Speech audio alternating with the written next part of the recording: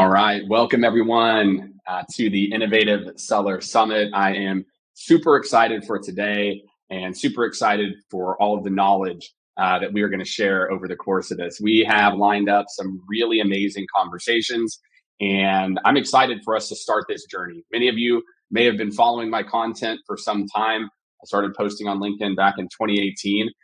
So some of you may have been following for quite some time, and some of you may be new to my content and the work that we do at Skaled. But I'm Jake Dunlap. I'm the CEO of Skaled Consulting, and I wrote the book Innovative Seller with the future of sales in mind. That as I look from working with thousands of companies over the last 11 years at what was working in sales today, what wasn't working, what had been working and now isn't working.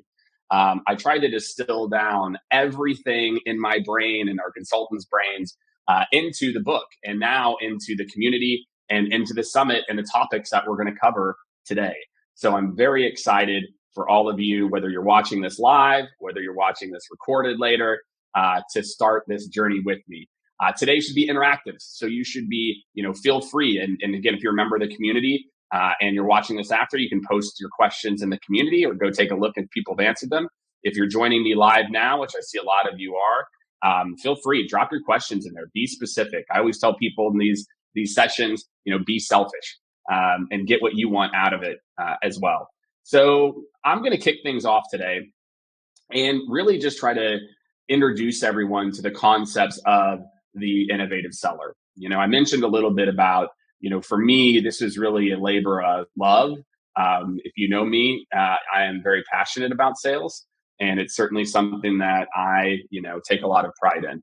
And really my goal in this book and with this summit is to help to start our path forward.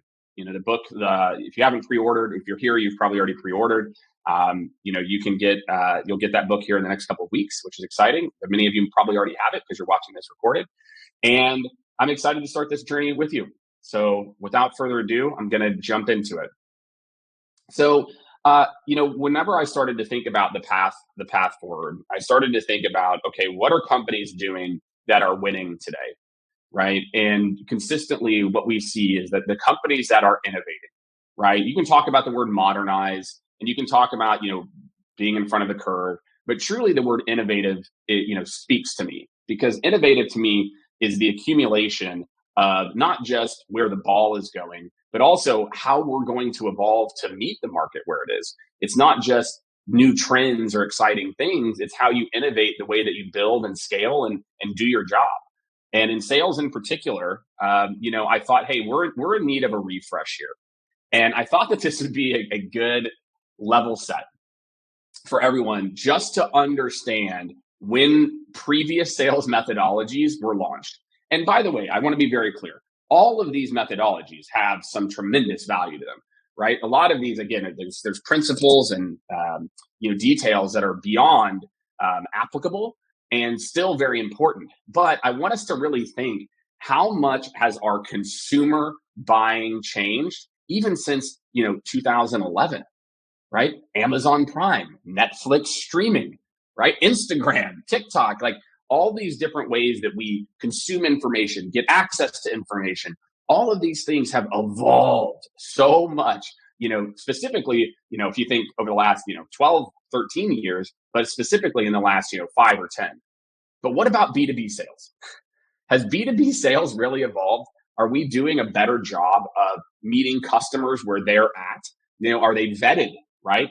We'll get into some of these concepts here shortly, but, if they're already educated and they're coming to you, I already work with your competitor, I already know pricing. Are we meeting them where they want to be met? Or is everybody going through this kind of one size fits all process? And I'm here to hopefully bring in a new era of, how we work with customers, how sales teams sell. And to do that, I developed the principles of the 4 C's.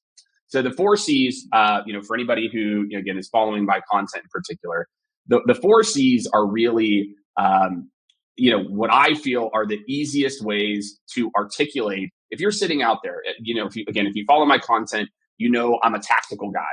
I like to get tactical. I like to not just preach philosophy. I like to give insights and things you can do. So I developed the concept of the 4 C's, which are really to be innovative today, whether you're a salesperson or a sales leader. What are the things that you need to do? And I'm going to break down each one of these, for you. There's commitment to technology and AI proficiency. My friends, technology and generative AI is here to stay. And we as sales leaders and salespeople, we need to stay on top of these tools. And so in the community and in the book, I talk about what do you need to do to stay on top of those kind of constant evolving trends. There's current go-to-market strategy. This means that the process that we have for generating new meetings and going to market needs to evolve. It's not working. It's already proven. If you look at the data, our last survey of 2023, I think we had like 17 or 18% of teams were hitting their outbound targets, and it's because their process isn't current. They're using this spray and pay approach with email templates and hoping that it will work, and it's not. Next is customized sales journey. I hinted at this before, but your buyers need to feel like they are being treated where they are in their own process versus where we want to put them in our sales cycle. Most companies start everybody at the beginning. But if someone is vetted, right, then they should be starting maybe at step 3 and we get 3 people on the first call, right? I also introduced the concept around teams versus individuals. The idea of one decision maker is dead. There's no such thing as one decision maker. There are teams. There's an end user team where they have to decide, hey, is this something we're going to use and we'll see impact in our day-to-day? There's a concept of an impact and ROI team. So there's 2 teams in every deal. The impact and ROI team needs to see, is this going to impact my business? And both those teams might be at different levels of education. So how do we create a journey that feels customized and is a great fit for the buyer as well too? And last but certainly not least is consistent performance optimization. Sales has consistently tried to use big overhauls. We're going to do a new playbook every 3 years or 2 years. We're going to do a sequence overhaul every 6 months or 12 months. We're going to do these big changes. My friends, that's not how you make change. The best change is made on a consistent basis and optimized. Our friends in marketing are already doing this. If they're spending $500,000 on Google Ads, they're spending 10 to 20% of that to, try different copy. What's working, what's not working. As a sales organization, if you're pumping tens, hundreds, millions of data points through a system, you should be looking at that and making small tweaks based on the data versus, Johnny likes to use this methodology. So, like I said before, I'm a tactical person, so let's get into it. So first, let's talk about commitment to technology and AI proficiency and where we're at in the market. So again, this is one of the chapters in the book that I very specifically remember going back and saying, do people want to hear this? Like a lot of times we think in sales or sales leadership that we should outsource our knowledge of tech to the operations. Those guys are the tech guys, the sales ops, the rev ops. That's their job, right? The reality is it's not. It's all of our jobs. We are all using technology every single day. And specifically, if you follow me, you follow my content, you're here in the community, you know that I do the AI Unleashed series with my friend Kevin Dorsey, who's up next. So excited for that session to jump in with Kevin and OpenAI and Rev. I mean, we literally have RevOps people from OpenAI joining us, so it should be fantastic. But generative AI is a new way to problem solve. It is a whole new way to work that is different than like your typical revenue technology. It is a way to make everybody's life 20, 30, 40% better by getting rid of or shortening the kind of boring tasks. And so again, it's not really an option, right? You look at the C-suite, right? Almost 80% of them are embracing it, right? And kind of down the line. We're seeing a lot of salespeople. We're seeing a lot of salespeople sign up for our custom GPTs, which we just launched in the last few weeks. It's pretty crazy. People are literally signing up for these custom GPTs because they're like, I got to stay on top of this, okay? Next up, okay, and I'll spend a little bit extra time here, is current go-to-market strategy. Like I said before, teams are struggling. Teams are really, really struggling to hit, but the reasons are pretty straightforward, okay? 97% of organizations see an improvement when we personalize, okay? 71% of consumers expect personalization in the sales process. But my friends, the process for most people's go-to-market couldn't be less personal. We are trying to send as many custom fields, which is the same play we were running back in 2012 or 2015. We've come up with this mindset that in order for something to be scalable, it has to be automated. And in the book, I really teach you, and I teach you, and I'll, again, hopefully we'll be going deep on this in the community, and save some of your questions for me in the AMA later. We go deep on the concept that scalable does not equal automated, and we have to get out of this mindset that in order for something to be scalable, it's got to be automated. The reality is, the best of the best systems, you think about how the products that you love buy and how they're made, right? So you think about Tesla. Teslas have a lot of robots, but they have a human to do the quality assurance, right? And all of the products that you love have humans in the loop. So in order to have a current go-to-market strategy, we have to bring back the concept of how do I use technology to help me with personalization, but the person still has to do it. My friends, this over-focus on trying to get the machines to do it for us, it's not working, right? So in the book, I break down for you, how do you build a more consistent personalization strategy? And guess what? ChatGPT can help, right? Big time. But the human is the QA. And we have to move away from this mindset that, again, we have to build something that's automated, that we have to just push buttons, or, again, we're going to make a lot of these pieces obsolete as a part of it. Right. And in the book, some of the strategies I break down for how to do this are, one, it's establishing a team. That if you have a team that's looking at the data, and I'll get into this with consistent performance optimization, it makes this a lot easier, right? If you look at how do I design a system where we can set up very specific templates of best practices, but then we pull in trends, like what are trends for a VP of operations and industrial manufacturing. And so I can make something relevant, and the human does that. The human takes that and puts it in and applies it the way it should. My friends, there are many, many ways that you can build a very, very, very scalable process without automation, right? Now, automation behind the scenes, fantastic. Automation of parts of the role and data, all day long. But automation of hitting send and expecting to get results isn't working and will not work in the future. Next up, all right. Last but certainly not least, sales and marketing alignment. This to me is one of the core pillars of this principle. Is we have to have these teams aligned. And this to me is the other kind of last piece of a current strategy, is you have to have a process in place for sales and marketing to work as one unit with one set of KPIs. This idea of friction of this team's over here just trying to do some leads, this team's over here trying to make some sales, that's not how you're going to align. You're never going to have a current go-to-market strategy if these teams aren't aligned, right? And here's some really great ways to do it. The business results are real. Now let's jump in to customized sales journey. I got so excited, I jumped ahead here. Customized sales journey, I teased this before, again, is the concept that we need to make sure that we are meeting customers where they are in their journey. We need to reverse engineer the process. We need to say, hey, what are the different ways that people are coming in and finding us? And then how do we show up? Do we show up asynchronously? Do we have a video? Do we have a demo that somebody can watch online? Do we show up with a person because people need, some additional handholding and education, right? But that's really the concept here, right? And the data speaks for itself. 61% of customers say they feel like a company treats them like a number. And guess what? They're right. We are treating people like a number right now. Everybody is going into the same process. I cannot tell you, again, we work with hundreds and hundreds of companies every single year. When I listen, I call it the copy and paste demo.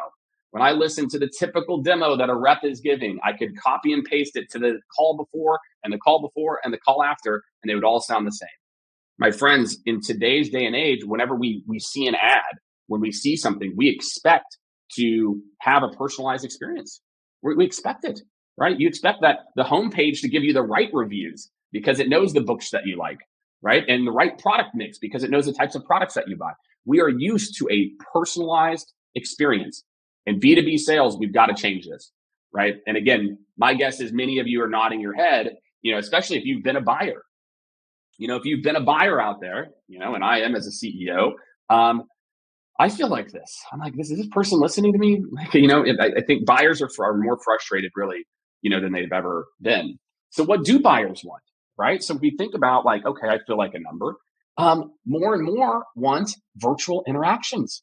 These days of like, well, you got to hop on a call with me, right? I can't talk to you about pricing. You got to hop on a call. Those days, my friends, are going bye-bye, bye-bye, bye-bye to hop on a call or you can't get any information. Those, my friends, those days are numbered. Okay. People, again, we expect information. We expect it whenever we want it. And we want to be able to consume that information where we want it as well, too. Right. 81% out of all these stats want to find pricing information on their own. I get it. We as salespeople want to build value first and then talk about pricing. But guess what? In today's day and age, we expect transparency. It is okay to talk about pricing. It is okay. And I talk about this in the book. I believe every company should have a self-service option. Not that everybody is going to want to do that, but some people do. And that number is going to continue to grow. McKinsey put out some stats, and I talk about this study McKinsey did. People right now are ready to self-service. I think it's 30% at like $50,000. So again, are we giving people different options based on what they want and how they want to show up, right? This one is so hilarious, right? Having to contact sales for a demo or free trial is among the top 3 things that vendors do to make people less likely to buy. My friends, why aren't you putting your demos online? If I'm an end user, why don't you have a demo for me that shows me what it does for my day to day? If you're an admin, why not a demo that demonstrates how it works for the team? If your CFO is involved, why not something that talks about return on investment? And then you can, bubble that up to different department heads as well too. But this idea of meeting buyers where they're at is a mix of when should technology do the nurturing? When should marketing support? When should salespeople be involved? And it's just about mapping the customer experience first. And so if you're an organization that's trying to be innovative, that's a big part of the work that we're starting to do with our clients, is starting to map these processes, build this from the, it's a very similar processes for a lot of companies, but also build it to where it's customized for your specific, buyer as a part of this. Okay. Last, but absolutely, certainly not least, is consistent performance optimization. Okay. I talked about this a little bit, right? I talked about the importance of having a process in place where you have a team of people that are focused on making smaller changes over time. And so what I'll ask you is this: would you rather have incremental weekly or biweekly gains of a couple percentage points, or these kind of big gains of 5+% points every quarter, which is what a lot of people do, right? A lot of us, what we do is we say, hey, this thing's not working. Our sales process is broken. Well, let's go try to make it 10% better every 3 years by doing a whole brand new playbook. Or if it's outbound, we say, hey, we should just redo our sequences. Like what's working, what's not working, etc. Right? But the data, right? If you look at like the delta here is pretty significant, right? And I think a lot enough teams, like I said before, I think marketing inherently does a decent job of this already, where they are used to looking at the data, what's working, what's not working, and seeing what that actually equals, right? Whereas again, sales is just kind of using half of somebody's time to look at some of this data. But again, just like I use the 401k analogy with a lot of people. If you start investing when you're 25 and you just a little bit here, a little bit here, a little bit here, that money, that $18,000 that you invested when you're 25, it can be worth hundreds and hundreds and hundreds of thousands later by just putting away a little bit at a time. And so consistent performance optimization is really just a mindset shift, right? And what does that look like over 2 years? I mean, the numbers are pretty staggering at the company level, right? The teams that innovate and continue to get better, continue to get better, continue to get better, again, every few weeks versus these big optimizations will consistently outperform organizations that don't. And so for anyone, again, who's kind of really thinking about, hey, what's the impact this is going to have on my, organization? This is what I want you to think about. That if you're using this mindset, this kind of set it and forget it, every 2%, every 6 months we look at it, you are missing out on massive gains over the course of a couple of years. And I think, again, a lot of this is just based on people being short-staffed and not just dedicating the time to it. And so, my friends, when we think about the concept of consistent performance optimization, those are the things that I think about. I think about how do we build a team And the last concept that I'll leave you with around this topic is moonshots. Moonshots are another topic where how do we bake in innovation into our consistent performance optimization? And so, my friends, as I walk through the agenda next, it's time, right? I think we all know it. We had a good run. That one size fits all, relatively less complex sales process where you kind of linearly take people through the process is over. Our consumers and buyers are way more sophisticated than they've ever been. They expect a different type of experience, and they expect it from all of you, right? You all are the magic sauce here. It's the salespeople, the sales leadership, senior CEOs, shepherds of the company. You are the value that you give to every conversation is the special sauce, and it's time. And all of you are here now. You're investing in yourself, and I couldn't be happier.